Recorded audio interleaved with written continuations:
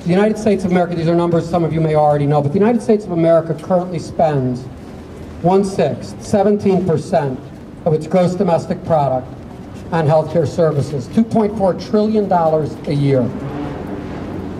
And yet, on the Organization of Economic Cooperation and Development, nations, the 30 largest economies in the world, the United States ranks, of those 30 countries, 25th in propensity for heart disease, 27th in age, longevity, to live past 80 years old, and most disturbing of all, 26th in infant mortality. 25 countries on the OECD index give their babies a better opportunity to live to see their first birthday than the United States of America. This in the richest nation on earth. It's unconscionable. We're right now engaged in a pitched battle to enact transformative legislation in this country. The House has put forth a bill, 3200, that has a lot of work still to be done on it. But the lobbyists haven't stopped working against that bill and haven't stopped working against the Senate bills that we haven't even seen yet. Our voices matter more on this than they probably ever have before. And to share some of these voices with you, we have 4 individuals here to tell you their story of why it's important that we get this public plan option, why it's important that we enact meaningful health care reform right now. And we didn't just start rushing into this. We started working on this issue 100 years ago when Teddy Roosevelt wanted to enact universal health care, re-engaged with it 40 years later when Harry Truman tried to get it done, tried again 16 years ago with Bill and Hillary. Now is the time. It has to happen. The truth is,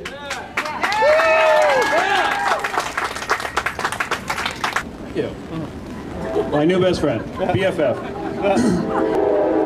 We need to be competing in a global economy, and because of a historical accident that we are the only employer-based system in the world, doesn't make sense. I can talk international all you want. I'm really here to tell you my story. Small business owner, second-generation family business. They've never been able to afford to offer health insurance to my employees, and it's a tragedy. We are kind of like a family. But they said, no, you're cut off, you're going to go back to square one, and we need the medical records. They took my wife and children back at jacked up prices because we weren't the young as pretty as we used to be. But they refused to insure me. You can think about that. What we don't realize is how fragile it is and how easily they'll take it back. They'll take it away from you. You lose your job if you want to change your job. So I did the math, and I basically said I can insure my family from floods and tornadoes and theft and embezzlement and life insurance and everything else. But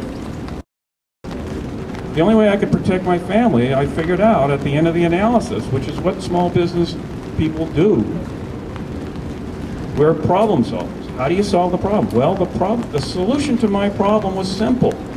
All I had to do was divorce my wife, give her the business, give her the house, and I'm done. She's protected. My family's protected. I've done my job. I'm a caveman. Solve the problem. That's not right.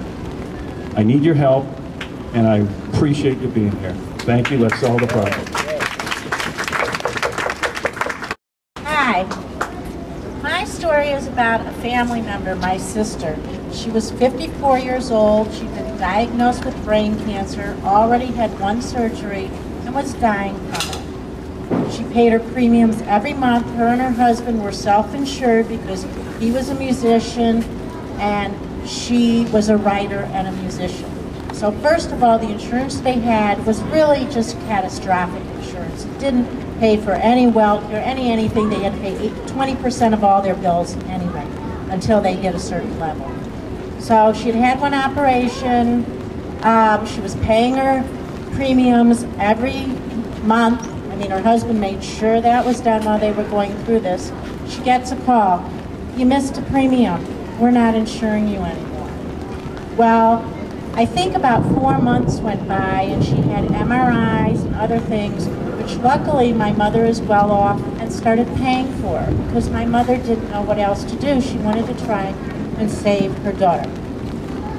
And eventually they were talking and talking about it and thought, we're going to go to a local politician and get their help, because we paid all the premiums. And they told them, we paid every premium. And they're like, no, you didn't. We didn't get the check. Well, no one who self-pays puts their check in a certified envelope and sends it. They just send it in. I'm self-insured too, and I take it out of the check directly, so that can't happen. But I don't know, my sister didn't do that. So they went to a local politician, and lo and behold, the politician talked to their insurance company. The insurance company found her check uncashed in a drawer. Well, a miracle. At that point, they said, okay, we will reinsure you if you give me, I think it was $4,000 in the next 5 days. She couldn't work anymore. Her husband, who was self-employed, barely worked because he was trying to take care of her and their teenage daughter. Luckily, again, my mother came to the rescue because she could, and she sent that check in to cover the 4 months of lost premiums. With that, first of all, they didn't think they'd ever get it, so they were hoping they were done with her. With that, they were supposed to pay back all the medical bills that my mother had paid out, including at least one MRI, and I'm not sure what else, a host of other bills and medicine. Well, they never paid it back. Unfortunately, my sister had a recurrence and another operation, and she died. My mother just does not want to go through trying to get it back, and it's been like 3.5 years now. But how dare an insurance company hide a check in a drawer? I'm amazed they admitted it. I think it's a lesson to everybody here who puts in their own health insurance, that maybe it has to be taken directly out of their check, directly out of their bank like mine is, if you're not just paying it through your employer. Because God forbid you have a catastrophic illness and this happens. You think she needed this pain and terrible things that she was going through anyway? And what if my mother didn't have the money? We're lucky in my family. Most families can't say that. What would have happened then? She would have been denied her MRIs. She would have been denied her medicine. She would have been denied everything. As it was, she was getting some free medicine because she couldn't afford everything. But this is just unconscionable. It should never happen. And this is what insurance companies get away with. And we have to stop it. We have to stand up and tell these stories and let everybody know, because it can't happen again. My husband has owned his own business for about 15 years. It's just him and me. We have 3 children. My firstborn was born, she's here with me, I have to say, with a form of spina bifida. She's doing well, going to medical school. Second child came along, learning disability. Third child came along, guess what? She's healthy, thank God. Anyway, for about 10 years now, my husband has provided the insurance for myself, and my children. And approximately 4 or 5 years ago, our premiums were about $1,200 a month, with a deductible about $500 a month. Today, it is $1,800 a month, and our deductible jointly is $4,500 a month. And our coverage is basic coverage.